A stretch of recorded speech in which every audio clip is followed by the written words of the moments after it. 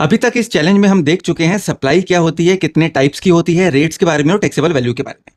आज हम देखते हैं चार्जिंग सेक्शन के बारे में, जो हमें ये बताता है कि कब और कैसे हमें जीएसटी को चार्ज करना है। सेक्शन 9 हमारा बात करता है इंट्रा स्टेट के केस में, जहां पर सीजीएसटी एप्लीकेबल रहता है, और यही सेक्शन हमारा एसजीएसटी और यूटीजीएसटी के लिए भी एप्लीकेबल है। और इंटर स्टेट के केस में जहां पे हम आईजीएसटी चार्ज करते हैं, वो हमारा सेक्शन 5 बताता है।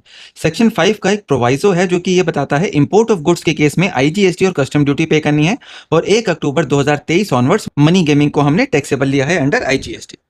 रिवर्स चार्ज के केस में टैक्स हमारा रेसिपिएंट पे करता है, सप्लायर नहीं, जो कि नॉर्मल केसेस में सप्लायर करता है।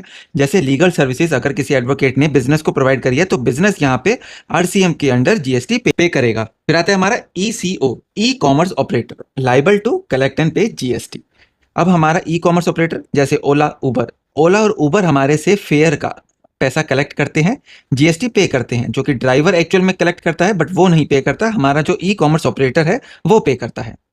फिर आती है बात कंपोजिशन सप्लाई की।